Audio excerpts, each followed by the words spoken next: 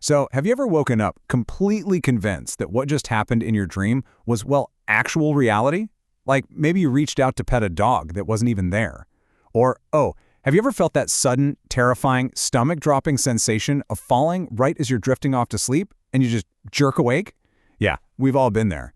It's kind of crazy, but it's one of the most universal yet deeply personal human experiences out there.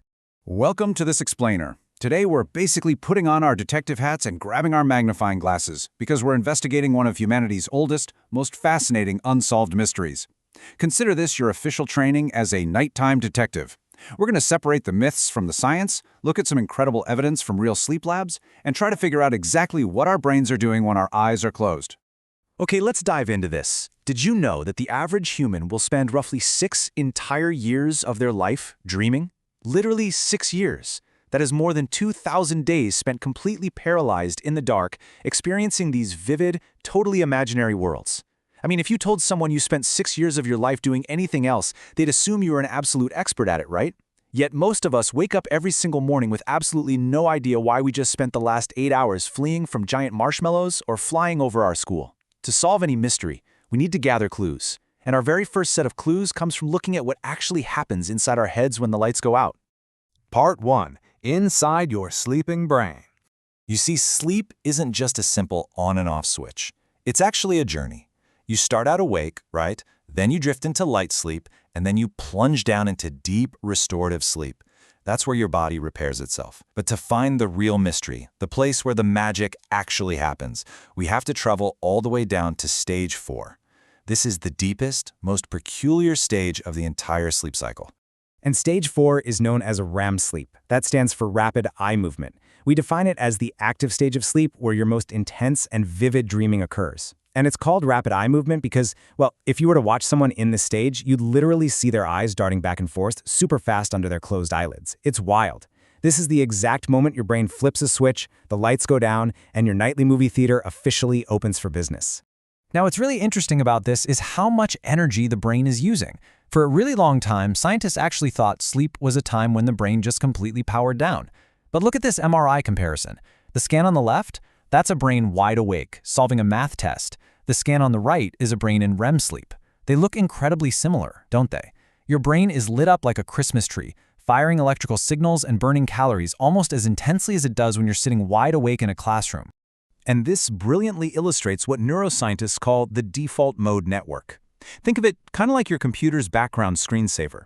When you aren't actively focusing on the outside world, like when you're fast asleep, this network boots up. It starts grabbing random memories, weird thoughts, things you learned that day, random emotions, and it just stitches them all together into a chaotic, bizarre story. It's basically a biological storytelling machine left totally to its own devices. But, that begs a massive question. Why? Why does our brain burn all this energy putting on these nighttime shows? Which brings us to Part 2. Why do we dream? Let's move into the interrogation room to question our biggest suspects. So the crucial point is that science generally points to 2 main theories. The first one is the nighttime filing cabinet. This idea suggests that dreams are just a side effect of your brain organizing data. It takes everything you learned today, decides what to keep, and files it away into long-term memory while tossing the useless stuff in the trash. The second suspect is the danger simulator. This is the idea that dreams are essentially a biological video game. Basically, your brain is practicing how to survive real-life threats, like being chased or falling, so you'll have better reflexes if it ever actually happens while you're awake. But hey, dreams aren't just for filing facts or dodging imaginary bears. Sometimes they're a literal superpower. There are amazing documented historical examples of dreams totally changing the world. For instance, Albert Einstein's theory of relativity? That was partially inspired by a dream he had about cows being electrocuted. No way, right? And the creator of the sewing machine actually figured out how to make the needle work because of a nightmare he had. Your brain in REM sleep is incredibly brilliant at connecting the dots and solving problems that your waking brain just couldn't figure out. Since we're detectives here, it's time to examine the physical evidence, the actual dreams themselves. Part 3. Decoding your common dreams. All right, let's look at the evidence. Have you ever had a dream about falling from a great height?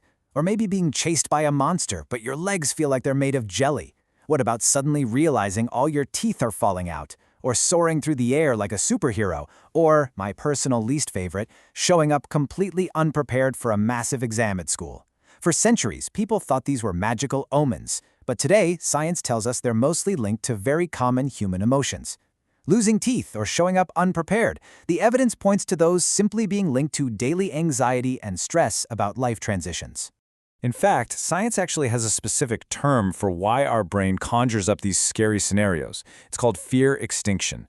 I want to reassure you that nightmares, as absolutely terrifying as they are, actually serve a scientific purpose. They act as a safe space, like a simulator for your brain to process difficult, overwhelming emotions and fears. By forcing you to face these anxieties in the safety of your dark bedroom, your brain is actually helping you handle stress so much better when you're awake. But, long before we had MRI machines and sleep labs to tell us all about fear extinction, humans were still dreaming. Part 4. The History of Dreams. Let's move to our timeline and see how this builds across history. If we step into our time machine, thousands of years ago in ancient Egypt and Greece, people genuinely believed dreams were direct messages or warnings from the gods. Fast forward to the 19th century, and psychologists like Sigmund Freud believed dreams were secret codes hiding our deepest, hidden feelings. And today? Well, modern neuroscience uses advanced imaging to map the electrical storms in our brain cells. So, the methods have definitely changed, but our absolute obsession with figuring out what our dreams mean, that hasn't changed a bit. Part 5. Unsolved Mysteries of Sleep. Which brings us to the most exciting part of any investigation, the cold cases. Despite all our amazing technology, there are some things happening in the dark that researchers honestly admit they still do not fully understand.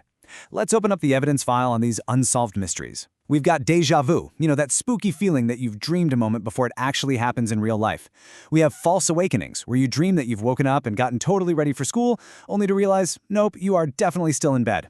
We even have rare reports of shared dreams between family members, or dreams that seem to eerily predict future events. Now, to be clear, while some of this feels incredibly supernatural, scientists are still hunting for the hard biological and psychological evidence to explain them. They're the ultimate biological cold cases. But perhaps the coolest phenomenon of all is lucid dreaming. This is when you're fast asleep, right in the middle of a dream, and suddenly you realize, wait a minute, actually, I'm dreaming right now. The very second that happens, you become the director of your own sleep movie. You can choose to fly, change the scenery, or turn a big, scary nightmare monster into a fluffy little puppy. Have you ever successfully done this? It's incredible, and it proves just how incredibly powerful and flexible your brain really is. So, nighttime detectives, as we wrap up our explainer into the great dream mystery, I want to leave you with a thought. You're going to go to sleep tonight, and your brain is going to build a brand new, wildly complex world entirely from scratch. But think about this. If you have a powerful dream tonight, and that dream changes a decision you make tomorrow morning, is that dream predicting the future, or did it just create it?